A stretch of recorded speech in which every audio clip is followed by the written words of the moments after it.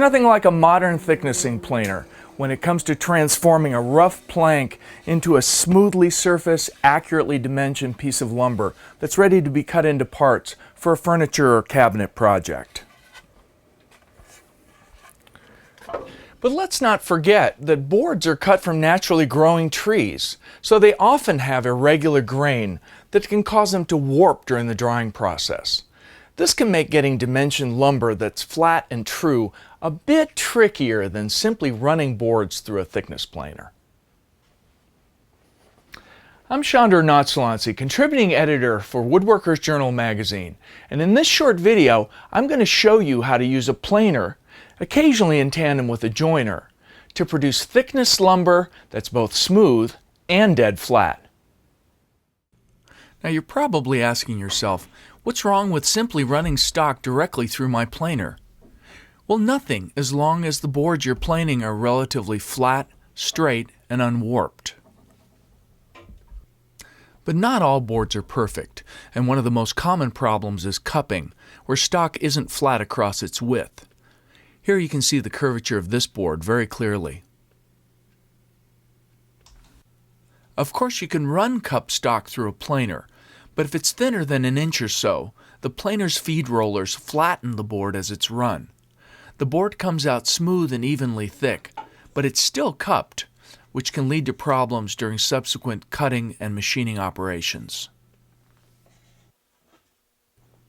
The remedy for cup is simple, especially with boards that are narrow enough to run over your joiner. First, identify the board's cupped side and mark grain direction on the other side.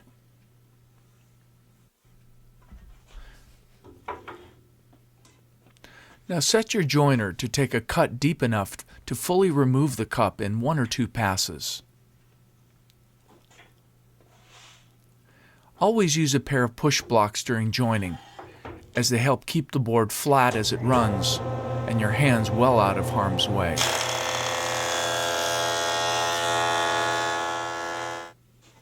Once the cup side is nice and flat, measure the board's thickness and use this setting to adjust the planer's depth of cut to take a light pass.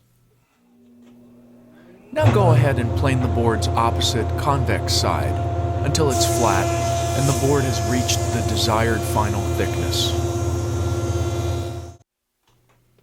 Here's a good method for flattening cup boards that are wider than your joiner's capacity.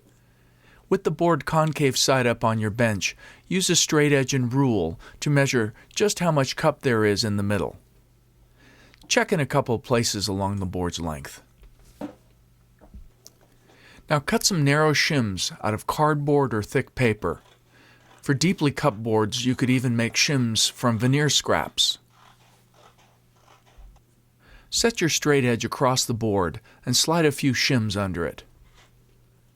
The shim should loosely fill the gap at the middle of the cup.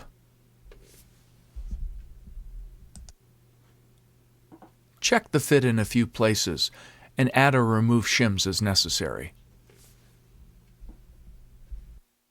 Now use some wide masking tape to stick the shims in place, wrapping the ends of the tape over the ends of the board to keep it from being stripped off during planing. The shim strips prevent the feed rollers from compressing the board during planing, assuring a flat cut. Now check the grain direction and make sure to feed the board so that the planer cuts with the wood's grain, not against it. Using a soft pencil, draw some random lines across the convex side of the board. These will show when the entire face has been planed flat. Now measure the board's thickness in the middle, where the shims are, and set the planer's cutting depth accordingly.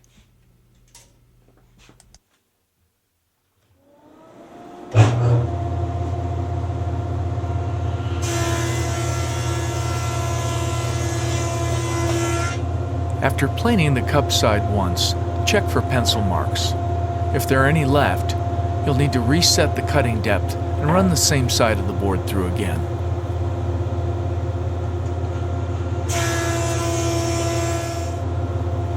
Once all your pencil marks are gone, the cup side is flat, and you can go ahead and remove the taped on shims and surface the other side of the board.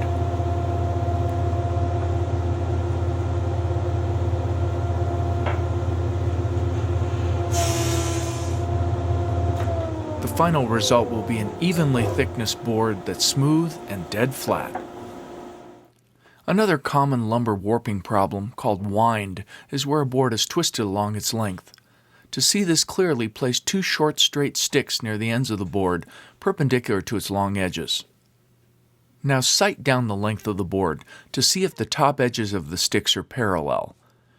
If they're not, the board has a wind that planing alone won't get rid of. Fortunately, you can use the same shimming method I showed you earlier to flatten a twisted board.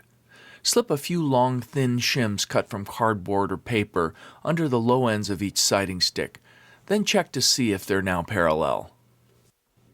If they're not, add or subtract shims and recheck the sticks. Repeat this process as necessary until the sticks are parallel to one another. Next, use some masking tape to stick the shims in place along the edges of your board. Again, wrapping the tape over the board's ends so that planing won't tear it off.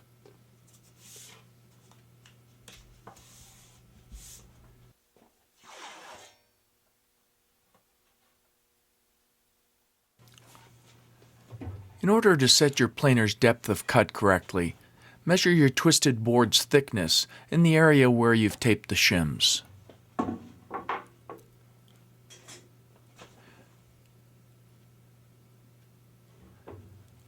Also, put some pencil marks across the surface of the board. These will act as an indicator to show you when the entire surface has been planed flat. It's worth noting that the shim method demonstrated here works best when the twisted board isn't much longer than your planer's bed and extension tables.